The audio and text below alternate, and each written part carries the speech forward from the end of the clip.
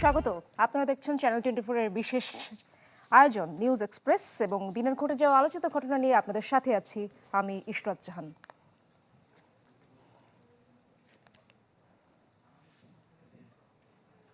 মালদ্বীপ থেকে দেশে ফিরল সাফজয়ী অনূর্ধ্ব 20 দল। বিমানবন্দরে বিজয়ীদের বরণ করে নেন ক্রীড়া প্রতিমন্ত্রী আমিনুল হক। বিমানবন্দরের আনুষ্ঠানিকতা শেষে ছাদ খোলা বাসে ফুটবলারদের নিয়ে যাওয়া হচ্ছে হাতিরঝিলের অ্যাম্ফি থিয়েটারে। এরপর সেখানে আনুষ্ঠানিকভাবে চ্যাম্পিয়নদের সংবর্ধনা দেওয়া হবে।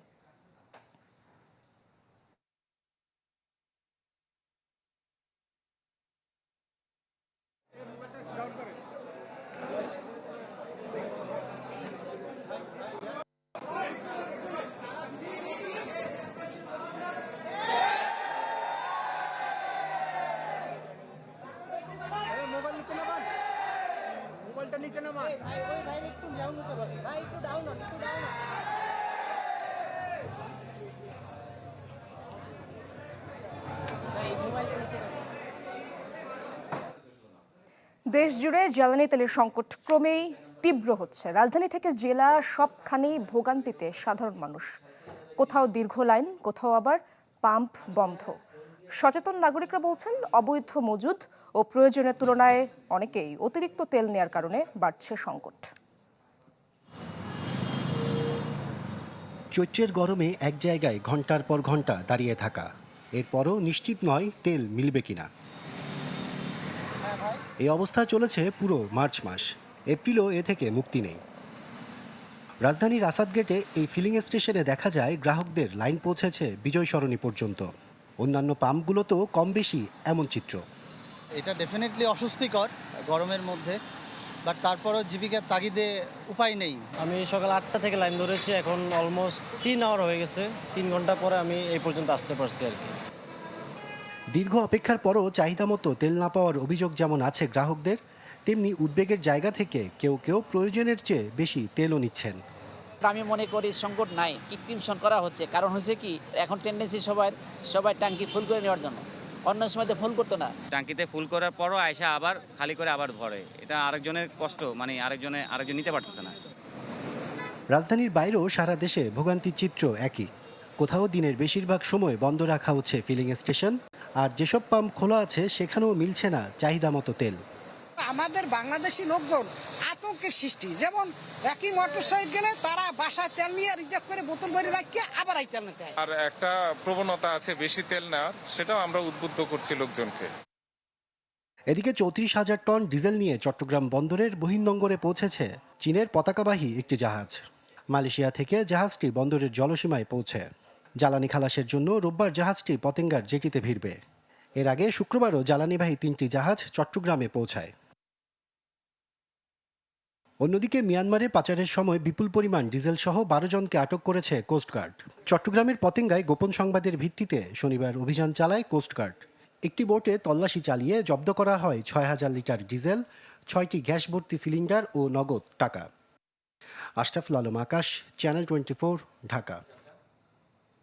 প্রথমবার দেশের শীর্ষ ব্যবসায়ী নেতাদের সঙ্গে বৈঠক করেছেন প্রধানমন্ত্রী তারেক রহমান। রাজধানীর তেজগাঁওয়ে প্রধানমন্ত্রীর কার্যালয়ে এই বৈঠকে ব্যবসা বাণিজ্যের বর্তমান সংকট, বিনিয়োগ প্রতিবন্ধকতার বিষয়ে জানতে চান তিনি। বৈঠক শেষে অর্থ ও পরিকল্পনা মন্ত্রী জানান, সরকারি বেসরকারি বন্ধ মিল কারখানা ফের চালু করতে কাজ করছে সরকার। দায়িত্ব নেয়ার পর থেকে শনিবার সাপ্তাহিক ছুটির দিনেও অফিস করছেন প্রধানমন্ত্রী তারেক রহমান। জ্বালানি নিয়ে দেশের চলমান অস্থিরতার মাঝে এদিন সকালে আসেন তেজগাঁয়ের নিজ কার্যালয়ে। দেশের শীর্ষ ব্যবসায়ী নেতাদের সঙ্গে প্রথমবারের মতো আনুষ্ঠানিকভাবে বৈঠক করেন সরকার প্রধান। প্রায় 2 ঘন্টার বৈঠকে গুরুত্ব পায় দেশের বিনিয়োগ, পরিবেশ ও শিল্প খাতের নানা চ্যালেঞ্জ। ব্যবসায়ীদের সাথে আলোচনাতে ব্যবসায় তাদের সংকট কি তাদের সেটা জানতে চেয়েছেন প্রাইম মিনিস্টার, তাদের কাছ থেকে শুনতে চেয়েছেন। ওনারা বলে গেছেন এবং এগুলো নোট নেওয়া হয়েছে। অনেক কিছুর সমাধান হয়েছে, আবার অনেক কিছু পেন্ডিং আছে, আলাপ আলোচনার মাধ্যমে সমাধান হবে। পরে প্রধানমন্ত্রীর সঙ্গে বৈঠক করেন এশিয়ান ইনফ্রাস্ট্রাকচার ইনভেস্টমেন্ট ব্যাংকের প্রতিনিধি দলের সদস্যরা। ব্যাংকটি দেশের জ্বালানি সংকট নিরসন সহ বিভিন্ন খাতে বাজেট সহায়তা দেবে বলে জানান অর্থ ও পরিকল্পনা মন্ত্রী। জ্বালানি সংকটের কারণে যে চাপ সৃষ্টি হচ্ছে অর্থনীতির উপরে, বাংলাদেশের উপরে সারা বিশ্বের সব দেশের উপর এই চাপটা সৃষ্টি হচ্ছে। এখান থেকে বের হওয়ার জন্য আমরা বাজেট সাপোর্টের সম্বন্ধে আলাপ হয়েছে এবং তারা সম্মত হয়েছে তারা বাজেট সাপোর্ট দেবে। বাংলাদেশের আবহাওয়াজনিত যে প্রজেক্টগুলো আছে ক্লাইমেটের সাথে জড়িত এগুলোতে তারা সহায়তা দেবে। এছাড়া বন্ধ হওয়া মিল কারখানা পুনরায় চালু করতে সরকার কাজ করছে বলেও জানান আমির খসরু মাহমুদ চৌধুরী।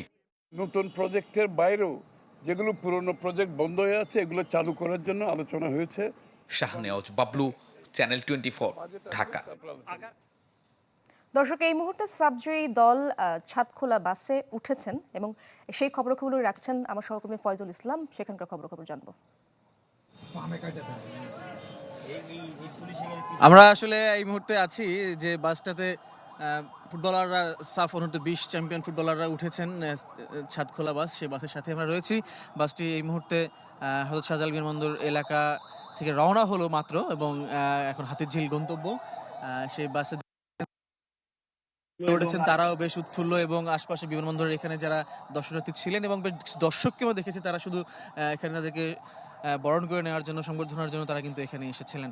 তো সবাই মিলে বেশ আনন্দমুখর পরিবেশে কিন্তু ফুটবলারদেরকে হাতিরঝিলে এমপি থিয়েটারে সংবর্ধনার জন্য নিয়ে যাওয়া হচ্ছে এবং সেই বহরের সঙ্গে কিন্তু ক্রীড়া প্রতিমন্ত্রী সহ ফুটবল ফেডারেশনের কর্মকর্তারাও কিন্তু সেই বহরের সঙ্গে আসলে বের হচ্ছেন। বাসটি খুব যেহেতু এখানে গাড়ির কিছু চাপ রয়েছে, বাসটি বেশ ধীরেই এগোচ্ছে, কিছুটা গতি পাওয়ার চেষ্টা করছে, কিন্তু এগিয়ে চলছে। এটাই যারা হাতিরঝিল অপেক্ষমান রয়েছেন তাদের জন্য স্বস্তির যে এখান থেকে যেহেতু তারা রওনা হলেন, সুতরাং তারা কিছুক্ষণের মধ্যে হয়তোবা পথটা অতিক্রম করে। এবং রুটটা যদি একটু জানিয়ে দিতে চাই যে এখান থেকে বের হয়ে বনানী হয়ে কামাল আতাতুর্ক এভিনিউ হয়ে গুলশান 2 নম্বর হয়ে গুলশান 1 নম্বর হয়ে তারপর কিন্তু হাতিরঝিলে কিন্তু এই বাসের বহরটি আসলে সেখানে যাবে এবং সেখানেও বেশ তাদের জন্য বেশ আয়োজন অপেক্ষা করছে। ফুটবলারদের জন্য তাদের সেখানে বরণ করে নেওয়া হবে। তাদের ফেডারেশন থেকে হয়তোবা বা ফেডারেশন কোনো কর্মকর্তা হয়তোবা আর্থিক পুরস্কারের ঘোষণা দিতে পারেন। কিছুক্ষণ আগে ক্রীড়া প্রতিমন্ত্রী আমিনুল হক যিনি জানিয়েছেন, তিনি এর আগেই ঘোষণা দিয়েছিলেন যে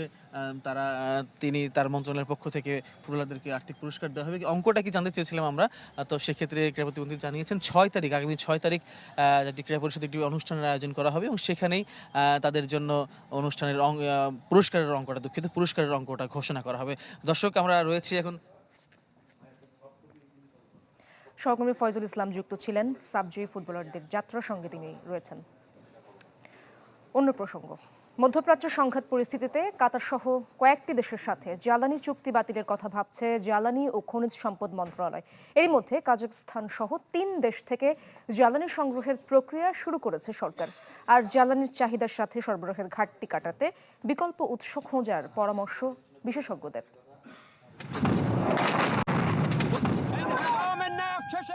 ইরানের উপর ইসরায়েল মার্কিন হামলায় বন্ধ জ্বালানি পরিবহনের লাইফলাইন খ্যাত হরমুজ প্রণালী। আঘাতে জর্জরিত অনেক উৎপাদন কেন্দ্র। এতে ক্ষতিগ্রস্ত হয়েছে বাংলাদেশের আমদানির সবচেয়ে বড় উৎস।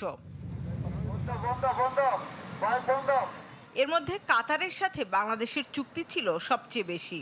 দেশে প্রতিদিনের চাহিদার 12,000 মেট্রিক টনের বরজের যোগান নিশ্চিত করতে হয়। তার জন্য এখনই বিকল্প উৎস খোঁজার পরামর্শ বিশেষজ্ঞদের। রিফাইনারি আসলে খুব বেশি দেশে নাই, যে কটা দেশে আছে চেষ্টা করছি। আমেরিকা থেকে আনাটা খুবই ব্যয় সাপেক্ষ হয়ে যাবে। আমরা আমেরিকা অনেকে বলছি ভেনেজুয়েলা থেকে আনা যায়, ভেনেজুয়েলা আসলে ওদের রিফাইনারি আছে খুব লিমিটেড, ওখান থেকে আমরা আনতে পারবো না। তো ট্রেডার্স আছে বিভিন্ন জায়গা আগে থেকে কিনে রাখা আছে, সেই সব ট্রেডারের কাছ থেকে আমরা আনার চেষ্টা করছি। এলপিজির বিকল্প উৎস হিসেবে ভারত সিঙ্গাপুরের সাথে কথা বলা যেতে পারে। আর এলএনজি আনা যেতে পারে অস্ট্রেলিয়া, মালয়েশিয়া, ইন্দোনেশিয়া, নাইজেরিয়া কিংবা অ্যাঙ্গোলা থেকে। এলএনজি এখন অস্ট্রেলিয়া একটা বড় এলএনজি এক্সপোর্ট কান্ট্রি, ইন্দোনেশিয়া করে, মালয়েশিয়া সম্ভবত এলএনজি আছে তাদের, ওদিকে নাইজেরিয়া আছে। অর্থাৎ তেল উৎপাদনকারী, গ্যাস উৎপাদনকারী দেশ বড় বড় যারা আছে তারা সবাই অনেকেই এলএনজি। তো এখন এলএনজি আমরা আমাদের জন্য বেস্ট হতো কাতার থেকে, বিকজ কাছে চুক্তি আছে আমাদের সাথে। তো অল্টারনেট স্পটে যাদের এলএনজি থাকুক না কেন সেটা আমরা মিটিং করে জ্বালানি ও খনিজ সম্পদ মন্ত্রণালয় বলছে এরই মধ্যে কাজাখস্তান সহ 3 দেশ থেকে জ্বালানি সংগ্রহের প্রক্রিয়া শুরু করেছে সরকার। চেষ্টা চলছে আরও বিকল্প উৎস থেকে সব ধরনের জ্বালানি সংগ্রহে। বছরের শুরুতেই প্ল্যান অনুযায়ী একটা চুক্তি হয়ে যায়, G2G চুক্তি বলি আমরা, অর্থাৎ সরকারের সাথে আরেকটা সরকারের। এই মুহূর্তে কিছু কিছু G2G চুক্তি ক্যান্সেলের জন্য তারা বলছে। আমরা তো বিভিন্ন প্রস্তাব পাচ্ছি, যদি কেউ সাপ্লাই দিতে পারে আমরা সেটা অ্যাকসেপ্ট করব। বলেন স্পট মার্কেট থেকে কিনেও বাজার স্থিতিশীল রাখা হচ্ছে। শামিমা সুলতানা, চ্যানেল 24, ঢাকা। হাম উপসর্গে একদিনে প্রাণ গেল আরও 4 শিশুর। সন্দেহজনক রোগী 787 জন, এই তথ্য জানিয়েছে স্বাস্থ্য অধিদপ্তর। গেল 19 দিনে এই ভাইরাসের কারণে প্রাণ গেছে 94 জন শিশুর। হাসপাতালগুলোতে বাড়ছে হাম রোগীর সংখ্যা। এমন পরিস্থিতিতে কাল থেকে দেশের 18টি জেলার 30 উপজেলায় টিকা কার্যক্রম শুরু করতে যাচ্ছে সরকার। হাম এই মৌসুমে যত ভোগাচ্ছে নিকট অতীতে এমন হয়নি। ঢাকার সংক্রামক ব্যাধি হাসপাতালে গিয়ে পরিস্থিতির জটিলতা কিছুটা বোঝা গেল। বেড ফাঁকা নেই একটিও, মেঝেতে চলছে চিকিৎসা। হাম উপসর্গে প্রায় 100 শিশুর চিকিৎসা চলছে হাসপাতালটিতে। জ্বর ছিল প্রচুর, জ্বর থামতো না। এখানে 3 দিন পর জ্বর থামছে। বাচ্চারে নিয়ে আসছিলাম মঙ্গলবারে, তখন অবস্থা অনেক খারাপ ছিল। এখন আলহামদুলিল্লাহ 5 দিন চিকিৎসার পরে অনেকটা সুস্থ হয়েছে। হামের প্রাদুর্ভাব বৃদ্ধির পর গেল 16 মার্চ থেকে মহাখালীর ডিএনসিসি কোভিড হাসপাতালেও শুরু হয় হামের চিকিৎসা দেয়া। এখানে ভর্তি 300-র বেশি হাম রোগী। সংক্রমণ ব্যাধিতে গেছিলাম প্রথমে, ওখান থেকে রেফার করছে এখানে, ওখানে সিট খালি ছিল। টিকা তো আমাদের বাড্ডা এলাকায় টিকার খুবই সংকট। তারপর হচ্ছে আপনার যে ভিটামিনের যে ক্যাম্পেইনগুলো হয়, এগুলো গত 2 বছর ধরে আমার চোখে পড়ে না। অবস্থার অবনতি হয়েছে ঢাকার বাইরের বিভিন্ন জেলায়। রাজশাহী ও কুষ্টিয়ায় হামের উপসর্গে শিশু মৃত্যুর খবর এসেছে। এই 2 জেলা ছাড়াও দেশের বিভিন্ন হাসপাতালে প্রতিদিনই বাড়ছে রোগীর সংখ্যা।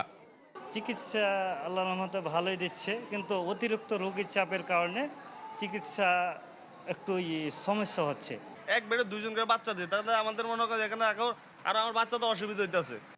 এ পরিস্থিতিতে সচিবালয় ব্রিফিংয়ে স্বাস্থ্যমন্ত্রী জানিয়েছেন, রোববার সকাল 9টা থেকে হামের প্রকোপ বেশি এমন 18 জেলার 30 উপজেলায় শুরু হবে হামের জরুরি টিকাদান কর্মসূচি। টিকা পাবে 6 মাস থেকে 5 বছরের কম বয়সী শিশুরা। 30টা উপজেলা শুরু করা মানে আমাদের কার্যক্রম শেষ না। আমরা এটাকে, যেহেতু এখানে প্রবল আকার ধারণ করেছে, এটাকে আমরা কন্ট্রোলে এনে বাকিগুলি তো আমরা কাজে অগ্রসর হব ইনশাল্লাহ। কোনোটাই থেমে থাকবো না। ফার্স্টে শুরু করতেছি 6 মাস থেকে 59 মাস, যেটাতে এখন অ্যাটাকটা বেশি, এটাকে আমরা এখন টিকা দান করব। মন্ত্রী আরও জানান, আগে নিয়েছে এমন শিশুরাও টিকা নিতে পারবে। পরিস্থিতি নিয়ন্ত্রণে আছে দাবি করে অভিভাবকদের আতঙ্কিত না হওয়ার আহ্বান জানান তিনি।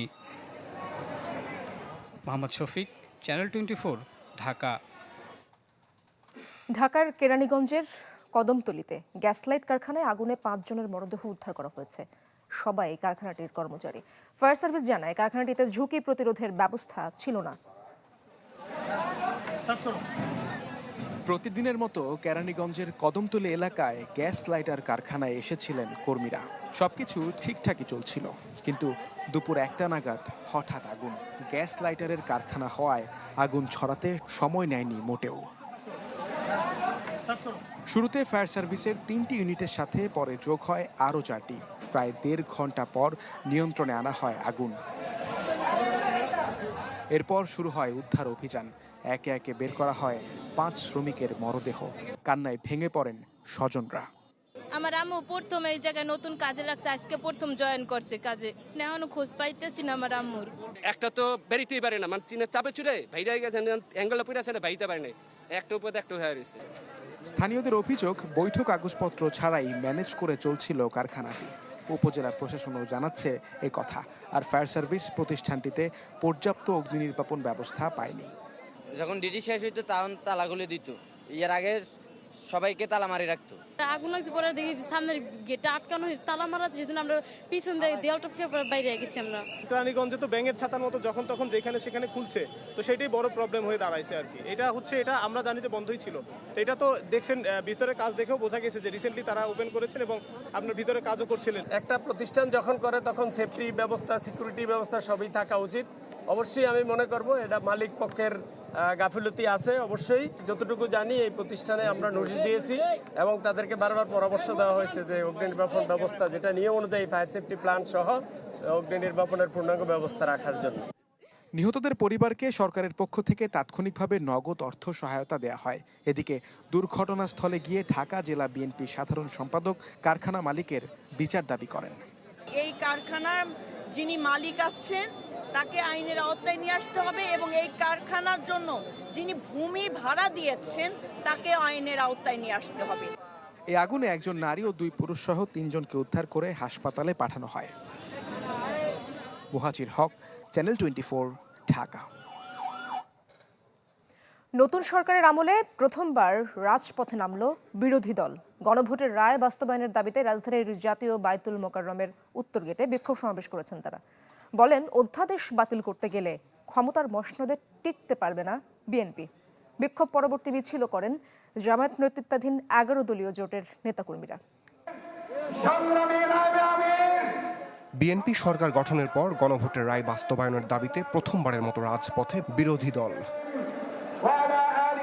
শনিবার বিকেলের পর থেকে 11 দলীয় জোটের নেতাকর্মীরা জড়ো হতে থাকেন বাইতুল মোকাররমের উত্তর গেটে।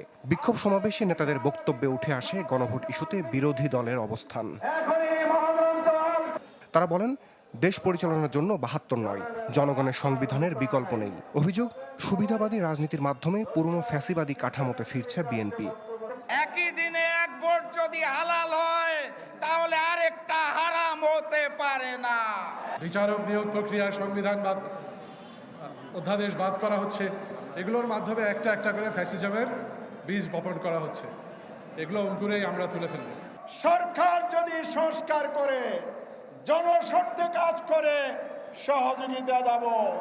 জনস্বার্থের বিরুদ্ধে গেলে রাজপথে প্রতিবাদ, সংসদে প্রতিবাদ। 11 দলের শীর্ষ নেতাদের হুঁশিয়ারি, অধ্যাদেশ বাতিল করতে গেলে ক্ষমতার মসনদে টিকতে পারবে না বিএনপি। অতীত সরকারের পরিণতি থেকে শিক্ষা নেওয়ার আহ্বান জানান তারা। এদেশের জনগণের গণরায়কে যদি হাইকোর্ট দেখান, এদেশের জনগণ রাজপথে আপনাদেরকে মোকাবেলা করবে ইনশাআল্লাহ। 70% জনগণের বিপক্ষে গিয়ে দেশের ক্ষমতার মসনদে টিকতে পারবেন না। দেশ পরিচালনার জন্য সংবিধান লাগবে, সেই সংবিধান হতে হবে জনগণের সংবিধান। আর সেই সংবিধানে জনগণের কথাগুলো থাকবে, তার অন্যথা আমরা হতে দেব না। জনগণের বিরুদ্ধে অবস্থান গ্রহণ করবেন না, আমাদেরকে রাজপথে আসতে বাধ্য করবেন না। রাজপথের আন্দোলনের ফলাফল সরকারি দলের জন্য কোনো শুভ অবস্থা হয়নি।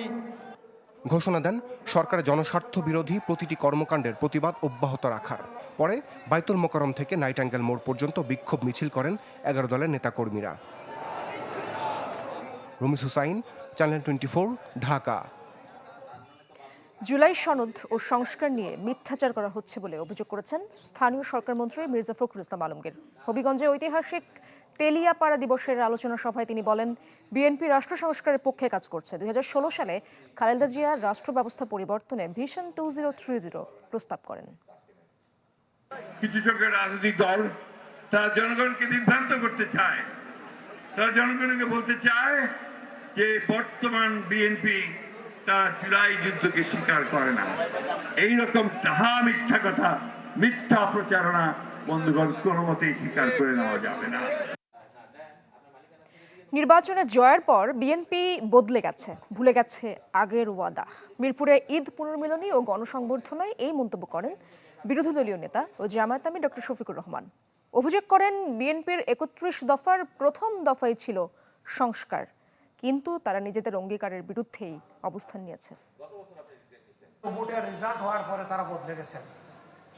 যখনই তারা 2/3 সংখ্যাগরিষ্ঠতা যেভাবেই হোক, যে মেকানিজমে হোক তারা লাভ করেছেন, এরপরেই তারা অতীতের সমস্ত ওয়াদা ভুলে গেছে। তারা তাদের দলীয় 31 দফা ইশতেহারের কথা বলেন, সংস্কারের কথা বলেন। ওই দফার প্রথম দফা হচ্ছে তারা যদি সরকার গঠন করেন তাহলে তারা একটা সংস্কার কমিশন গঠন করে সংবিধানে ওই সমস্ত ধারাগুলোকে সংস্কার করবেন যে ধারাগুলো অতীতে সরকারকে ফেসিবাদী বানিয়েছে। আমরা এখন যখন সংস্কারের কথা বলি, সরকারি দল তখন বলে সংবিধানে তো কোনো সংস্কারের কথা নেই। বিএনপি গুরুত্বপূর্ণ অধ্যাদেশ বাতিলের সুপারিশ করায় ডক্টর মোহাম্মদ ইউনূসকে রাজপথের আন্দোলনে যোগ দেওয়ার আহ্বান জানিয়েছেন এনসিপির আহ্বায়ক নাহিদ ইসলাম। ওমরা পালন শেষে দেশে ফিরে বিমানবন্দরের সাংবাদিকদের তিনি বলেন, বিএনপি গণভোট ও গুম প্রতিকারের মতো গুরুত্বপূর্ণ অধ্যাদেশ বাতিল করে দিলে এর দায় কেউ এড়াতে পারবে না। নির্বাচনের পরে তারা নিরঙ্কুশ ক্ষমতা নিয়ে 2/3 আসন পাওয়ার ফলে তারা কোনো কিছুকে আর তোয়াক্কা করছে না। বিভিন্ন যেই গুরুত্বপূর্ণ অধ্যাদেশ ছিল তার মধ্যে গুরুত্বপূর্ণ 10 থেকে 11টি অধ্যাদেশ তারা সংসদে আনছেন না, তারা সেটাকে আইনে পরিণত করবেন না। যে স্বৈরতান্ত্রিক ব্যবস্থা ছিল যেখানে নির্বাহী বিভাগের ক্ষমতায় নিরঙ্কুশ, সেই ব্যবস্থাটাই তারা রাখতে চায়, সেই ক্ষমতাটা তারা ভোগ করতে চাচ্ছে। বিল আকারে উত্থাপন না হলে 10 এপ্রিলের পর কার্যকারিতা হারাবে গণভোট, গুম প্রতিরোধ ও মানবাধিকার কমিশন, সুপ্রিম কোর্ট বিচারক নিয়োগ অধ্যাদেশ সহ 20টি অধ্যাদেশ। এমন পরিস্থিতিতে উদ্বেগ জানিয়ে রাজনৈতিক বিশ্লেষক ডক্টর দিলারা চৌধুরী বলছেন, এর ফলে সংকট আরও বাড়বে। তবে ভিন্ন মত সংবিধান বিশেষজ্ঞ ডক্টর শাহদিন মালিকের। নাফিউল ইসলাম লিঙ্কনের রিপোর্টে বিস্তারিত। আমি মোহাম্মদ ইউনূস। স্বৈরতন্ত্রের পথ বন্ধ করে ক্ষমতার ভারসাম্য ও রাষ্ট্রীয় প্রতিষ্ঠানগুলোর সংস্কারে 133টি অধ্যাদেশ জারি করে অন্তর্বর্তী সরকার। এর মধ্যে সুপ্রিম কোর্টের বিচারক নিয়োগ অধ্যাদেশ, স্বতন্ত্র সচিবালয় প্রতিষ্ঠা ও জাতীয় সংসদ সচিবালয় অধ্যাদেশ সহ 4টি অধ্যাদেশ বাতিলের সুপারিশ করেছে জাতীয় সংসদের বিশেষ কমিটি। আর বিল আকারে এখনই উত্থাপন না করার সুপারিশ করা হয়েছে গণভোট, দুদকের ক্ষমতা বাড়িয়ে করা অধ্যাদেশ, গুম প্রতিরোধ ও প্রতিকার ও মানবাধিকার কমিশন সহ 16টি অধ্যাদেশ। সব মিলিয়ে 20টি অধ্যাদেশের কার্যকারিতা হারানো নিয়ে আলোচনা সমালোচনা চলছে নানা মহলে। রাষ্ট্রবিজ্ঞানী অধ্যাপক ডক্টর দিলারা চৌধুরী মনে করেন, গুরুত্বপূর্ণ অধ্যাদেশগুলো বাতিল করা হলে দীর্ঘমেয়াদে সংকট দেখা দিতে পারে। এটা সিরিয়াস কিন্তু কনস্টিটিউশনাল ক্রাইসিস। তাহলে কি এই সংসদ কি রিজলভ হয়ে যাবে? আবার কি আমাদের ইলেকশন করতে হবে? এই জাতীয় নানা আপনার কনস্টিটিউশনাল কোশ্চেন এবং তার ইন্টারপ্রিটেশন দরকার হবে। উদ্দেশ্যটা তো আমি বুঝতে পারছি না, কিন্তু যেরকম মনে হয় যে তারা যেন একটা ক্রাইসিস তৈরি করতে চাচ্ছে। মানে বাংলাদেশে রাস্তায় লোকে যাবে, আবার মারামারি হবে, পুলিশ আবার গুলি করবে, সেটা নিয়ে মানুষ আবার নিয়ে ব্যস্ত হয়ে যাবে। এই সুযোগে তারা সরকার চালাবে। সেই সরকার কেমন হবে আপনিও জানেন, আমিও জানি। জনগণের কোনো রকম কোনো আশা আকাঙ্ক্ষার পূরণ হবে না। বাংলাদেশ নতুন বাংলাদেশ চাই, আমরা আবার সেই ফ্যাসিজমে যেতে চাই না। তবে অন্তর্বর্তী সরকারের অধ্যাদেশ কার্যকর নিয়ে ভিন্নমত আছে কারো কারো। সংবিধান বিশেষজ্ঞ ডক্টর শাহদিন মালিকের মতে, অধ্যাদেশের মাধ্যমে আইন হলে কার্যকারিতা হারাবে সংসদ। অধ্যাদেশের মাধ্যমে যদি আইন হয় তাহলে তো আমরা বলছি তাহলে সংসদের প্রয়োজনীয়তা, তো আমরা এখন সংসদ ছাড়া একটা গণতন্ত্রের যুগে প্রবেশ করছি। এটা আমরা বাঙালি গণতন্ত্রের চর্চায় একটা নতুন অবদান রাখার চেষ্টা করছি। 20টি অধ্যাদেশের ভবিষ্যৎ অনিশ্চিত হলেও 113টি অধ্যাদেশ উত্থাপন করা হবে সংসদে, যার মধ্যে 98টি সরাসরি বিল আকারে এবং বাকি 15টি সংশোধিত আকারে উত্থাপনের সুপারিশ করেছে বিশেষ কমিটি। নাফিউল ইসলাম লিঙ্কন, চ্যানেল 24, ঢাকা। দর্শক, চলছে স্থায়ী কমিটির বৈঠক চলছে, সেখানে রয়েছেন আমাদের সহকর্মী আদ্দিন সজীব। গুলশানে বৈঠকটি হচ্ছে। সজীব, জানাবেন সেখানকার যারা কারা কারা উপস্থিত হয়েছেন এবং এই বৈঠকে আসলে কি কি বিষয়ে আলোচনা হতে পারে?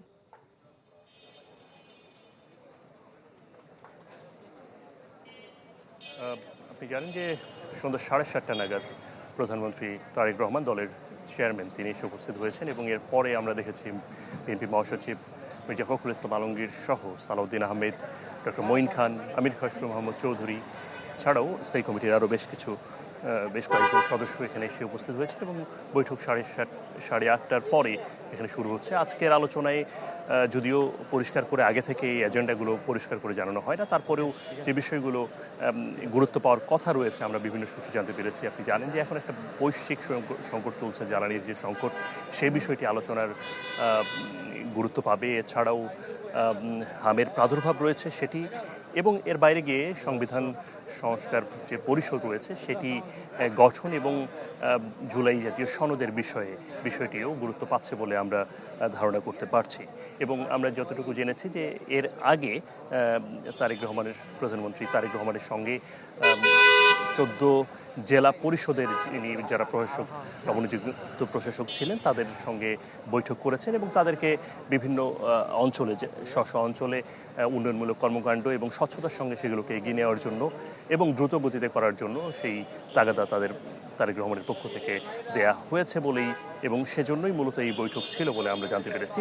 যদিও স্থায়ী কমিটির বৈঠক শেষে আনুষ্ঠানিকভাবে কোনো বক্তব্য কিংবা সংবাদ সম্মেলনের কথা এখনো পর্যন্ত আমাদেরকে জানানো হয়নি, তবে যতটুকু বোঝা যাচ্ছে যে এই আলোচনায় সমসাময়িক যে বিষয়গুলো রয়েছে সেগুলি সবচেয়ে বেশি গুরুত্ব পাবে এবং সেই বিষয়গুলোতেই মূলত আলোচনাটা চলমান রয়েছে।